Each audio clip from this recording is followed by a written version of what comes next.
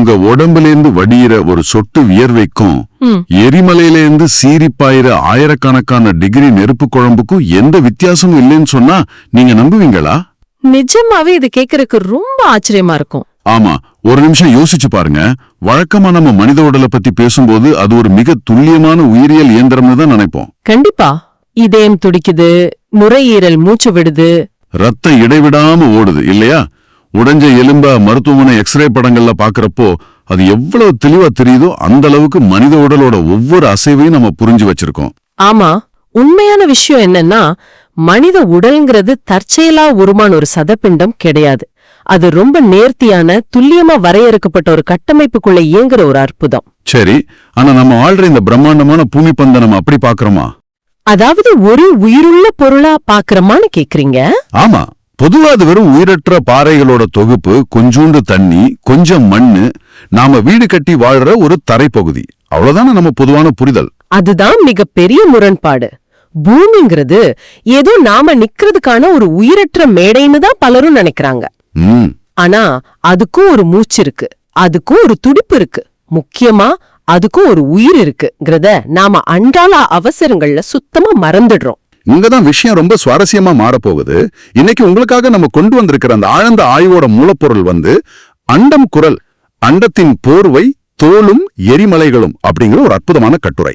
ஆமா, இந்த கட்டுரை ரொம்ப ஆழமான பல விஷயங்களை பேசுது. கண்டிப்பா. இந்த ஆய்வு நம்மோட ஒட்டுமொத்த உலக பார்வையுமே தலைகீழா புரட்டி போட போகுது. ஏன்னா மனித உடலுக்கும் நாம வாழ்ற இந்த பூமி பந்துக்கும் இடையில இருக்கிற நம்ப முடியாத ஒரு உயிரியல் மற்றும் புவியியல் ஒற்றுமையை தான் நம்ம அறிவியல் பூர்வமா அலச போறோம். குறிப்பா சொல்லணும்னா மனிதனோட வியர்வைக்கும் பூமியோட எரிமலைகளுக்கும் உள்ள அந்த ரகசிய தொடர்பை உடைக்கிறது தான் இந்த ஆய்வோட முக்கிய நோக்கம்.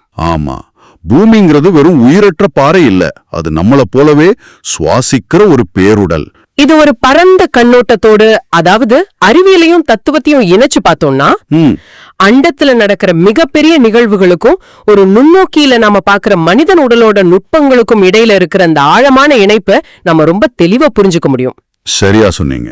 இந்த மூலப்பொருள் முன்வைக்கிற வாதம் வெறும் ஒப்பீடு கிடையாது, அது நம்ம பிரபஞ்சத்தை பாக்குற முறையை முழுமையா மாத்தி அமைக்கக்கூடிய ஒரு அறிவியல் உண்மை. அத பத்தி பேசும்போதே எனக்கு ஆர்வம் அதிகமாயிடுச்சு. உங்களை கேட்டுட்டு இருக்கிற நேயர்களே, உங்க கண்களை ஒரு கணம் மூடிக்கிட்டு இந்த பூமியை ஒரு பிரம்மாண்டமான மனித உடலா கற்பனை செஞ்சுக்கோங்க. ஒரு பெரிய உயிர் உள்ள உடலா? ஆமா, நமக்கு எப்படி தோல் இருக்கோ அதே போலதான் பூமிக்கும் ஒரு தோல் இருக்கு. அத நாம பூமியின் மேலோடுன்னு சொல்றோம். அதாவது எர்த் கிரஸ்ட் அப்படின்னு ஆங்கிலத்துல சொல்வாங்களே, அது கரெக்ட். நம்ம மூலப்பொருள் முன்வைக்கிற முதல் ஆச்சரியம் என்னன்னா, இந்த மேலோடுங்கிறது நாம நினைக்கிற மாதிரி எந்த துவாரமும் இல்லாம இறுக்கமா மூடி வைக்கப்பட்ட ஒரு நிலையான பாத்திரம் கிடையாது. மிக சரியான புள்ளி அது. நாம பூமியோட மேற்பரப்ப ஒரு திடமான, எங்கும் பிளவுகள் இல்லாத ஒரு பந்து மாதிரி நினைக்கிறோம். ஆனா அப்படி இல்லையோ. உண்மையிலே பூமியோட மேல் பகுதி பல துண்டுகளா உடைந்த முட்டை ஓடுகள் மாதிரி அமைஞ்சிருக்கு. அத அறிவியல் மொழியில பாறை தட்டுகள்னு சொல்வாங்க. ஓ, அந்த டெக்டானிக் பிளேட்ஸ். ஆமா, அதேதான். இந்த பாறை தட்டுகள் இணையிற இடங்கள்ல எண்ணற்ற பிளவுகளும் ஆயிரக்கணக்கான எரிமலை துவாரங்களும் இருக்கு. அவை மனித தோல்ல இருக்கிற நுண்துளைகள் போலவே ரொம்ப சரியா செயல்படுது. ஒரு நிமிஷம், மனித தோல்ல துவாரங்கள் இருக்கு, அது வழியா வியர்வை வெளியேறுது, அது சரி. ஆனா பூமியோட துவாரங்கள் வழியா பூமி என்ன செய்யுது? அதுவும் சுவாசிக்குதா என்ன? அடிப்படையில ஆமா. இத அறிவியல் பூர்வமா புரிஞ்சுக்க நாம கொஞ்சம் பூமியோட ஆழத்துக்கு போகணும். அதாவது தரைக்கு அடியில. ஆமா, நாம நிக்கிற இந்த தரைக்கு கீழே பல ஆயிரம் கிலோமீட்டர் ஆழத்துல என்ன நடக்குதுன்னு பாக்கணும். பூமியோட மைய பகுதியில கற்பனை செஞ்சு பார்க்க முடியாத அளவுக்கு அதீத வெப்பம் இருக்கு. ரொம்ப ரொம்ப சூடா இருக்கும் இல்லையா? கண்டிப்பா. அங்க இரும்பு, நிக்கல் மாதிரியான உலோகங்கள் உருகிய நிலையில குழம்பா கொதிச்சுட்டு இருக்கு. அதோடு மட்டும் இல்லாம அங்க தொடர்ந்து கதிரியக்க சிதைவு எனப்படும் அணுக்கரு வினைகள் நடந்துட்டே இருக்கு. கதிரியக்க சிதைவா? அது அணு உலைகள்ல நடக்கிற மாதிரி ஒரு விஷயமா? கிட்டத்தட்ட அதேதான். பூமியோட உருவாக்கம் நிகழ்ந்த காலத்துல உள்ள சிக்கிக்கிட்ட வெப்பமோ இந்த தொடர்ச்சியான அணுக்கரு வினைகளும் சேர்ந்து உள்ள ஒரு பயங்கரமான வெப்பத்தையும் அழுத்தத்தையும் தொடர்ந்து உருவாக்கிட்டே இருக்கு. அந்த உஷ்ணம் எப்படியாவது வெளியேறணும். அப்படி வெளியேறலைனா அப்படி வெளியேறலைன்னா என்ன ஆகும்னு நீங்களே யோசிச்சு பாருங்க. உள்ளேயே அழுத்தம் தொடர்ந்து கூடிக்கிட்டே போனா ஒரு கட்டத்துல அந்த பாத்திரமே வெடிச்சு சிதறிடும் இல்லையா? மிகச்சரி. நாம சமையல் ரயில பயன்படுத்துற பிரஷர் குக்கரோட விசில் வேலை செய்யலைன்னா உள்ள இருக்கிற நீராவி வெளியேற முடியாம மொத்த குக்கரும் வெடிச்சு சிதறமே, அத போலவா? துல்லியமான உதாரணம். பூமி ஒட்டுமொட்டமா வெடிச்சு செதறிடாம தடுக்கிறதுக்காக இயற்கை உருவாக்குன ஒரு அற்புதமான வெளியேற்ற முறைதான் இந்த எரிமலை துவாரங்கள். ஓஹோ, அப்போ எரிமலைங்கிறது ஒரு சேஃப்டி வால்வு மாதிரி செயல்படுதா? ஆமா, உள்ள அழுத்தம் ஒரு குறிப்பிட்ட எல்லையை தாண்டும் போது அது ஒட்டுமொத்த கிரகத்துக்கும் ஆபத்தா மாறுறதுக்கு முன்னாடி உள்ளே கொதிக்கிற வாயுக்களாகவும் நெருப்பு குழம்பாகவும் இந்த துவாரங்கள் வழியா வெளியேற்றப்படுது. இதனால பூமியோட உள் சமநிலை தொடர்ந்து பாதுகாக்கப்படுது. இது வெப்ப இயக்கவியல் விதிகளின்படி நடக்கிற ஒரு தொடர்ச்சியான செயல்முறை. இங்கதான் எனக்கு ஒரு பெரிய சந்தேகம் வருது. நீங்க சொல்றத கேக்குறப்போ எரிமலை வெடிப்புங்கிறது பூமி தன்னை குளிர்விச்சுக்கிற ஒரு செயல்முறைன்னு புரியுது. ஆமா, ஆனா எரிமலை குழம்புங்கிறது நெருப்பு, அது எப்படி பூமியை குளிர்விக்கும்? நல்ல கேள்வி. ஏன்னா வியர்வைனா தண்ணி, அது உடலை குளிர்விக்குதுங்கிறது ஈஸியா புரியுது. ஆனா கொதிக்கிற நெருப்பு எப்படி வெப்பத்தை குறைக்கும்? இது கேட்கறதுக்கே கொஞ்சம் முரண்பாடா இருக்கே. இது ரொம்ப அருமையான கேள்வி. இங்க நாம வெப்பத்தை ஒரு பொருளா பார்க்காம ஒரு ஆற்றலா பார்க்கணும். எனர்ஜி, கரெக்டா? ஆமா, பூமியோட மையத்துல ஒரு குறிப்பிட்ட அளவு வெப்ப ஆற்றல் இருக்கு. அந்த ஆற்றல் பாறைகளை உருக்கி குழம்பா மாத்துது. சரி. இப்போ அந்த பாறை குழம்பு பூமியோட மேலோட்ட கிழிச்சுக்கிட்டு வெளியே வரும்போது அது தன்னோடு சேர்த்து பூமியின் உள்ளே இருந்த கோடிக்கணக்கான டன் வெப்ப ஆற்றலையும் வெளியில கொண்டு வந்து கொட்டுது. ஆஹா, அதாவது சூடான பொருளை வெளியே தூக்கி எறியறது மூலமா உள்ளே இருக்கிற ஒட்டுமொத்த கொள்ளலோட வெப்பம் குறையுதுன்னு சொல்றீங்க. மிகச்சரியா சொன்னீங்க. அந்த நெருப்பு குழம்பு வெளியே வந்த உடனே குளிர்ந்து பாறையா மாறிடுது. ஆனா பூமியின் உள்ளே இருந்த அந்த அதீத அழுத்தம் தணிஞ்சிடுது இல்லையா? ஆமா, அதுதான் முக்கியம். இப்போ இத மனித உடலோட ஒப்பிட்டு பாருங்க. நாம சுட்டெரிக்கிற வெயில்ல நடக்கும் போதோ அல்லது கடினமா உடற்பயிற்சி செய்யும் போதோ நம்ம உடலுக்குள்ளேயும் இதே போல வெப்பம் அதிகரிக்குதே. அப்போ என்ன நடக்குது? ஆமா, உடல் வெப்பம் அதிகரிக்கும் போது நமக்கு வியர்க்க தொடங்குது. ஆனா அந்த வியர்வை எப்படி துல்லியமா உடலை குளிர வைக்குது? வெறும் தண்ணி வெளியேறதால உடல் குளிர்ந்துடுமா என்ன? இல்ல, அங்கதான் இயற்பியலோட மிக அழகான ஒரு விதி செயல்படுது. உங்க உடலோட உள் வெப்பம் அதிகரிக்கும் போது அந்த வெப்பம் உள்ளேயே தங்கிட்டா அது உள் உறுப்புகளை, குறிப்பா மூளைய செயலிழக்க செஞ்சிடும். ரொம்ப ஆபத்தானது. ஆமா, அதை தடுக்க உங்க மூளை உடனடியா தோலுக்கு ஒரு கட்டளை அனுப்புது. தோல்ல இருக்கிற கோடிக்கணக்கான நுண்துளைகள் திறக்குது. அது வழியா நீர் வெளியேறுது. இது அறிவியல்ல ஆவியாதலின் உள்ளுறை வெப்பம் அப்படின்னு சொல்வாங்க. ஆவியாதலின் உள்ளுறை வெப்பம், லேட்டன்ட் ஹீட் ஆஃப் வேப்பரைசேஷன். இத கொஞ்சம் எளிமையா நேயர்களுக்கு விளக்க முடியுமா? கண்டிப்பா. உங்க தோலின் மீது வர்ற அந்த வியர்வை துளி உடனே ஆவியா மாறி காத்துல கலக்க முயற்சி பண்ணுது. சரி.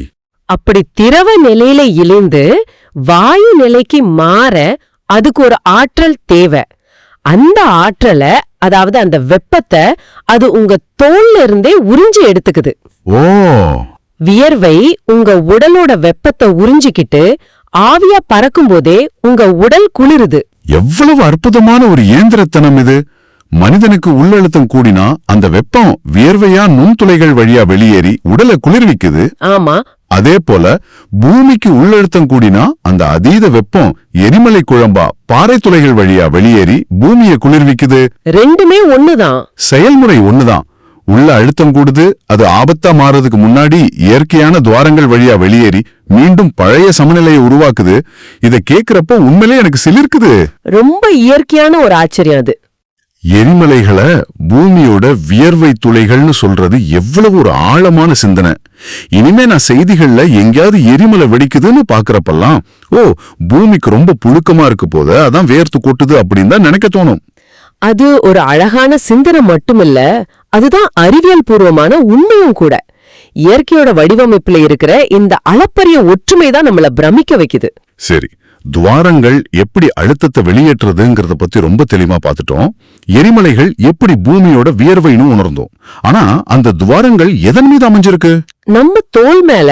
ஆமா, நமது தோல். தோல்ங்கிறது வியர்வையை வெளியேற்றுற ஒரு வடிகட்டி மட்டும்தானா, அல்லது அதுக்கு வேற வேலைகள் இருக்கா? நம்ம மூலப்பொருள் இது குறிச்சு ஒரு மிகச்சிறப்பான பார்வையை முன்வைக்குதே. ஆமா, தோலோட முதல் வேலை வெப்பத்தை வெளியேற்றுறது மட்டும் கிடையாது, அது ஒரு பாதுகாப்பு கவசமாவும் செயல்படுது. கொஞ்சம் கற்பனை செஞ்சு பாருங்க, மனித தோல் மட்டும் இல்லைன்னா நம்ம நிலைமை என்ன ஆகும்? நினைச்சு பார்க்கவே பயமா இருக்கு. காத்துல மிதக்கிற கோடிக்கணக்கான பாக்டீரியாக்கள், வைரஸ்கள் எல்லாமே நேரடியா நம்ம ரத்தத்திலையும் தசைநார்களையும் கலந்துடும். கண்டிப்பா. சிறு கீறல் விழுந்தா கூட உயிருக்கு ஆபத்தாயிடும். மிகச்சரி. மனித தோல் எப்படி வெளியில இருந்து வர ஆபத்தான கிருமிகள் கிட்ட இருந்தும் புற சூழ்நிலைகள்ல இருந்தும் நம்ம மிருதுவான உள் உறுப்புகளை பாதுகாக்கிற முதல் அரணா இருக்கும். ஆமா, அதே போலதான் பூமியோட மேலோடும் வளிமண்டலமும் செயல்படுது. பூமியோட தோல்ங்கிறது அந்த வளிமண்டலம் தான். வளிமண்டலம்னு சொன்னதும் எனக்கு ஒண்ணு தோணுது. நாம வளிமண்டலத்தை வெறும் காற்று மண்டலம்னு மட்டும்தான் நினைக்கிறோம். நாம சுவாசிக்கிறதுக்கான ஆக்சிஜன் அங்க இருக்கு, அவ்வளவுதானே. அதை எப்படி ஒரு தோல் அல்லது கவசம்னு ஒப்பிட முடியும்? அதாவது வளிமண்டலம் அப்படிங்கிறது ஒரு செயலற்ற காற்று போர்வை கிடையாது. அது ஒரு மிக துடிப்பான பாதுகாப்பு அரண். வளிமண்டலமும் அதுல இருக்கிற ஓசோன் படலமும் இணைந்து செயல்படுற விதமும் மனித தோலுக்கு 100% இணையானது. அப்படியா? ஆமா. விண்வெளியில இருந்து, குறிப்பா சூரியன் கிட்ட இருந்து வர்ற கொடிய புற ஊதா கதிர்வீச்சுகளை மனித தோல் எப்படி தடுத்து நிறுத்தி உடலோட உள்ளுறுப்புகளை காக்குதோ அதே வேலையத்தான் ஒட்டுமொத்த பூமிக்கும் அதோட வளிமண்டலம் செய்யுது. ஓவியரேச தடுக்கிறத சொல்றீங்க? ஆமா.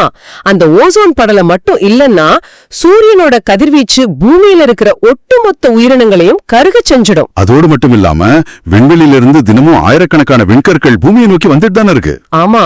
அந்த விண்கற்கள் பூமியை நோக்கி வரும்போது வளிமண்டலத்துக்குள்ள நுழைஞ்ச உடனேயே அந்த அதிவேக காற்றோட உராய்வினால எரிஞ்சு சாம்பலாயிடுது.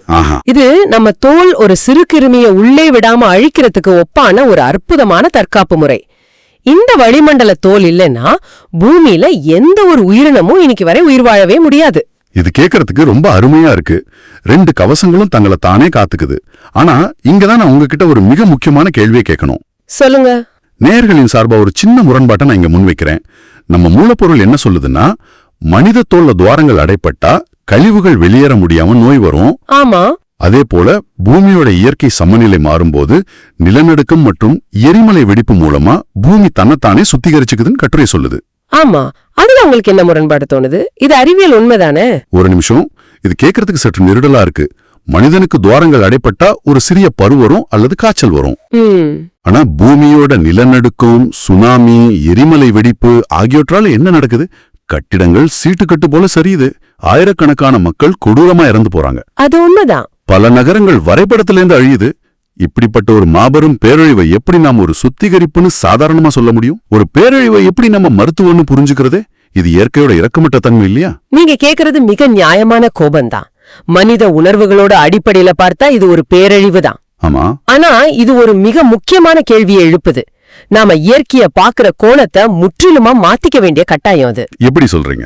மனிதர்களாகிய நாம நம்மோட குறுகிய ஆயுட்காலத்தையும் நம்ம வசதிகளையும் நாம கட்டின கட்டிடங்களையும் மையமா வச்சுதான் ஒட்டுமொத்த பிரபஞ்சத்தையும் அளவிடுறோம். ஆனா இயற்கையோட காலக்கணக்கு வேற. உங்களுக்கு ஒரு வைரஸ் காய்ச்சல் வரும்போது உங்க உடல் என்ன செய்யுதுன்னு கொஞ்சம் யோசிச்சு பாருங்க. உடல் பயங்கரமா சுடும், நடுக்கம் வரும், மூட்டுகள் எல்லாம் வலி எடுக்கும், படுக்கை விட்டு எழ முடியாது. சரியா சொன்னீங்க. காய்ச்சல்ங்கிறது நோய் கிடையாது. அது உள்ளே புகுந்த கிருமிகளை அழிக்க உங்க உடல் பயன்படுத்துற ஒரு ஆயுதம். உங்க உடல் தன் வெப்பநிலைய தானே கூட்டிக்குது. ஆமா. அந்த நேரத்துல உங்களுக்கு வர்ற நடுக்கமும் வெப்பமும் ஒரு அசௌகரியமா உங்க அன்றாட வாழ்க்கைக்கு ஒரு பேரழிவா தோணலாம். அத உண்மையிலேயே உங்க உடல் தன்னைத்தானே குணப்படுத்திக்குது. கரெக்ட். அந்த போராட்டத்துல உங்க உடல்ல இருக்கிற சில ஆயிரக்கணக்கான நல்ல செல்களும் கூட இறந்து போகலாம். அதற்காக உடல் காய்ச்சலை உருவாக்காம விட்டுட்டா அந்த வைரஸ் ஒட்டுமொத்த உடலையுமே அழிச்சிடுமே. ஆஹா, அப்படி என்றால் நிலநடுக்கமும் எரிமலை வெடிப்பும் பூமியோட நோய் கிடையாது, அது பூமிக்கான காய்ச்சல் அல்லது தும்மல் மாதிரிங்கிறீங்களா? ஆமா. தன்னை காத்துக்க பூமி எடுக்கிற ஒரு பிரம்மாண்டமான முயற்சி அது. மிக்க சரியா பிடிச்சிட்டீங்க. பூமியோட வியர்வை துளைகளான அந்த பாறைத்தட்டு பிளவுகள் சில சமயம் மற்ற பாறைகளாலும் பூமிக்கு அடியில நடக்கிற மற்ற மாற்றங்களாலும் அடைபட்டு போகலாம். உள்ளே இருக்கிற வெப்பமோ அதீத அழுத்தமோ பல 100 ஆண்டுகளா வெளியேற வழி இல்லாம தவிக்கும் போது பூமி தனது தசைநார் போன்ற பாறைத்தட்டுகளை சுருக்கி விரிச்சு ஒரு பலமான உழுக்கலை உருவாக்குது. ஓ, அதுதான் நிலநடுக்கம். ஆமா, அதுதான் நிலநடுக்கம். அந்த அடைப்பை கிழிச்சுக்கிட்டு வெளியேற சீற்றம் தான் எரிமலை வெடிப்பு. அதாவது பூமி தன் அடைப்புகளை நீக்கிக்கிற ஒரு அத்தியாவசியமான மருத்துவ முறை தான் இந்த இயற்கை சீற்றங்கள். கண்டிப்பா. நாம பூமியோட மேற்பரப்புல ஆழமான அஸ்திவாரம் போட்டு பெரிய பெரிய கட்டிடங்களை கட்டி வச்சிருக்கோம். பூமி தன்னை சிலுப்பிக்கும் போது அவை இடிஞ்சு விழுறது நமக்கு பேரழிவு. ஆனா பூமியோட பல கோடி வருட பார்வையில அது வெறும் ஒரு அடைப்ப சரி செய்யற ஒரு ஆழமான சுவாசம் அல்லது சுத்திகரிப்பு. இத தெரிஞ்சுக்கிட்ட பிறகு இயற்கை சீற்றங்களை பார்க்கிற பார்வையே முற்றிலுமா மாறிடுது. நாம வாழ்ற இடம் நிரந்தரமானது இல்லைங்கிற ஒரு தெளிவு பிறக்குது. இது அறிவியல் பூர்வமான சற்று கசப்பான உண்மை. ஆனா இதைவிட சுவாரஸ்யமான தத்துவார்த்தமான ஒரு விஷயம் நம்ம மூலப்பொருள்ல இருக்கு. அதுதான் என்ன ரொம்பவே ஆச்சரியப்படுத்துச்சு. நீங்க எதை சொல்ல வர்றீங்கன்னு எனக்கு தெரிஞ்சிடுச்சு. நவீன அறிவியல் மூலமா வெப்ப இயக்கவியல் பத்தியும் புவியியலோட பாறைத்தட்டுகள் பத்தியும் நம்ம இவ்வளவு நேரம் பேசணும். ஆமா. ஆனா இந்த கட்டுரை என்ன ரொம்ப கவர்ந்த இடம் எதுன்னா, இது வெறும் அறிவியலோட நின்னுடல. நம்ம பழமையான தமிழ் இலக்கியங்கள், குறிப்பா சித்தர்களோட தத்துவங்களை இந்த நவீன அறிவியலோட கட்டுரை எப்படி இணைக்குதுங்கிறது தான் அந்த ஆச்சரியம். ரொம்ப சரி. திருமூலரோட புகழ்பெற்ற தத்துவத்தை இந்த கட்டுரை மிக அழகா இங்க முன்வைக்குது. நாம இன்னைக்கு செயற்கைக்கோள்களையும் கம்ப்யூட்டர்களையும் வச்சுக்கிட்டு பல 1000 கோடி ரூபாய் செலவுல கண்டுபிடிக்கிற அதே உண்மைய ஒரு ஆன்மீக தளத்திலேந்து எந்த கருவியும் இல்லாம பல நூற்றாண்டுகளுக்கு முன்பே அவர் அணுகியிருக்காரு. அந்த புகழ்பெற்ற திருமந்திர பாடலை நம்ம ஒரு முறை கேட்போமா? நேர்களுக்கும் அது ரொம்ப சுவாரஸ்யமா இருக்கும். கண்டிப்பா, சொல்லுங்க. உடம்பினுள் உத்தமன் கோயில் கொண்டான் என்று உடம்பினை யானிருந்து ஓம்புகின்றேனே. திருமூலர் ஆயிரக்கணக்கான ஆண்டுகளுக்கு முன்பே பாடிய பாடல் இது. அவர் மனித உடலை ஒரு கோயிலாகவும் அதன் தோலை ஒரு மதில் சுவராகவும் பார்க்கிறாரு. இந்த ஒப்பீட்டை நாம எப்படி புரிஞ்சுக்கிறது? இது நாம கொஞ்சம் ஆழமா அலசணும். திருமூலர் இங்க உத்தமன் அப்படின்னு குறிப்பிடுறது ஏதோ ஒரு குறிப்பிட்ட உருவக்கடவுள கிடையாது. அப்புறம் அவர் குறிப்பிடுறது பிரபஞ்ச பேராற்றல. அந்த பிரபஞ்ச ஆற்றல் குடிகொண்டிருக்கிற இந்த கோயில், அதாவது மனித உடல், அண்டத்தோட விதிகளின்படிதான் பாதுகாக்கப்படுதுன்னு அவர் மிக தெளிவா சொல்றாரு. அதாவது கோயில்னா உள்ள கருவறை இருக்கும். அந்த புனிதமான மையத்தை பாதுகாக்க சுற்றிலும் ஒரு உறுதியான மதில் சுவர் இருக்கும். ஆமா. அந்த மதில் சுவர் தான் நம்ம தோல். நாம முன்பு பேசின வளிமண்டலம் மற்றும் பூமியோட மேலோடு போல. அதேதான். மேலும் அந்த தெய்வீக கோயிலோட காற்றோட்டமான ஜன்னல்கள் தான் தோலும் அதோட நுண்துவாரங்களும். ஆஹா. பிரபஞ்சத்துல எந்த இயற்பியல் விதிகள் செயல்படுதோ, அதாவது வெப்பம் பரவுதல், அழுத்தம் சமநிலைப்படுத்துதல், தற்காப்பு அரண்கள் உருவாக்குதல், இதே விதிகள் தான் இந்த சிறிய மனித உடலுக்குள்ளேயும் செயல்படுது. மூலப்பொருள் இத மிக தெளிவா விளக்குது. எனக்கு இது ரொம்ப ஆச்சரியமா இருக்கு. இன்னைக்கு நாம வளிமண்டலம் பத்தியும் பூமியோட எரிமலை துவாரங்கள் பத்தியும் பாறைத்தட்டுகள் உராய்வது பத்தியும் நவீன அறிவியல் கருவிகளை கொண்டு ஆராய்ந்து சொல்றோம். ஆமா. ஆனா திருமூலர் போன்ற சித்தர்கள் இத பல நூற்றாண்டுகளுக்கு முன்பே தங்களோட அகப்பார்வையால எப்படி இவ்வளவு துல்லியமா உணர்ந்தாங்க? இது ஒரு கட்டிடக்கலை சார்ந்த தத்துவம் போல தோணினாலும் இதோட உள்ளே ஒளிஞ்சிருக்கிற உயிரியல் மற்றும் இயற்பியல் என்ன மலைக்க வைக்குது. இங்க நாம புரிஞ்சுக்க வேண்டிய மிக முக்கியமான விஷயம் என்னன்னா, அவங்க இயற்கையோடு ஒன்றி வாழ்ந்தாங்க. இயற்கையை விட்டு விலகி நகரங்களை உருவாக்கல. மனிதன் என்பவன் இந்த பிரபஞ்சத்திலிருந்து தனித்து விடப்பட்ட ஒரு இயந்திரம் கிடையாது. அவன் இந்த பிரபஞ்சத்தோட ஒரு சிறிய நகல் அப்படிங்கறத அவங்க ஆழமா புரிஞ்சிருந்தாங்க. அண்டத்தில் உள்ளது பிண்டத்தில், அதாவது உடல்ல உள்ளதுன்னு சொல்லுவாங்களே, அந்த பழமையான பழமொழிக்கு உண்மையான அறிவியல் அர்த்தம் இதுதானா? மிக சரியா சொன்னீங்க. அண்டத்துல நடக்கிற அத்தனை வாயு உற்பத்திகளும் ஆற்றல் மாற்றங்களும் ஒரு மனித உடலுக்குள்ளேயும் இடைவிடாம நடந்துட்டே இருக்கு. ஆமா. சூரியன்ல நடக்கிற அணுக்கரு வினைகள் முதல் பூமியின் உள்ளே நடக்கிற வெப்பச்சலனம் வரை எல்லாமே நம்ம உடல்ல நடக்கிற செல்லுலார் அளவிலான செயல்பாடுகளோட அச்சசலா ஒத்துப்போகுது. உயிரியலும் புவியியலும் சந்திக்கிற புள்ளி இதுதான். இத சுருக்கமா சொல்லணும்னா செயல் ஒண்ணுதான், அளவுதான் வேற. பூமிங்கிற பிரம்மாண்டமான வடிவம் தன் உள்வெப்பத்தை வெளியேற்ற வியர்க்கும் போது அத நாம எரிமலைன்னு பேர் வச்சிருக்கோம். ஆமா. மனிதனுங்கிற சிறிய வடிவம் தன் உள் வெப்பத்தை வெளியேற்ற வியர்க்கும் போது அத வியர்வைன்னு சொல்றோம். ரெண்டுக்கும் பின்னால இருக்கிற அறிவியல் மற்றும் தத்துவத்வாரமான நியதி ஒண்ணுதான். இது உண்மையிலே மனதை விரிக்க செய்யற ஒரு ஆழ்ந்த ஆய்வு. 100க்கு 100 உண்மை. மனிதனுக்கும் இயற்கைக்கும் எந்த வேறுபாடும் இல்ல. ரெண்டும் ஒரே தாழத்துல தான் இயங்குதுங்கிறத உணரும்போது இயற்கையின் மீதான நம்ம மதிப்பும் மரியாதையும் பல மடங்கு அதிகரிக்குது இல்லையா? கண்டிப்பா. சரி, இன்னைக்கு நாம விவாதித்த இந்த மிக முக்கியமான கருத்துக்களை நேயர்களுக்காக ஒரு முறை தொகுத்து பார்த்துடலாம். இது வெறும் தகவல்களோட தொகுப்பு கிடையாது, ஒரு புதிய வாழ்வியல் பார்வை. நிச்சயமா. முதல் விஷயம், பூமியும் சரி மனித உடலும் சரி ரெண்டும் ஒரே இயற்பியல் மற்றும் உயிரியல் விதிகளின்படிதான் இயங்குது. ரெண்டுமே மூச்சு விடுது, ரெண்டுமே தங்களுக்கென்று ஒரு உள் வெப்பத்தை கொண்டிருக்கு, ரெண்டுமே தங்களை சமநிலைப்படுத்திக்குது. கரெக்ட். ரெண்டாவது விஷயம், பூமிக்கு உள்ள அழுத்தம் கூடி வியர்த்தா அது எரிமலை, மனிதனுக்குள்ள வெப்பம் கூடி வியர்த்தா அது வியர்வை. ஆமா, நிலநடுக்கங்களும் எரிமலைகளும் வெறும் அழிவோட அடையாளங்கள் கிடையாது, அவை பூமியோட வியர்வை துளைகள், அதோட அவசியமான வெளியேற்ற மற்றும் மருத்துவ முறை. மேலும் வளிமண்டலமும் மேலோடும் பூமியோட தோலா செயல்பட்டு விண்கற்கள் கிட்ட இருந்தும் கதிர்வீச்சுல இருந்தும் எப்படி பூமியை பாதுகாக்குதோ அதே போல நம்ம தோல் நுண்கிருமிகள் கிட்ட இருந்து நம்ம உடலை பாதுகாக்குது. மிகச்சரி. நாம வெறும் இந்த பூமியோட மேற்பரப்புல வாழ்ற ஏதோ ஒரு உயிரினங்கள் கிடையாது. நாம இந்த பிரபஞ்சத்தோட, இந்த பூமியோட உயிரியல் விதிகளோட ஒரு சிறிய வடிவிலான நகல்கள்.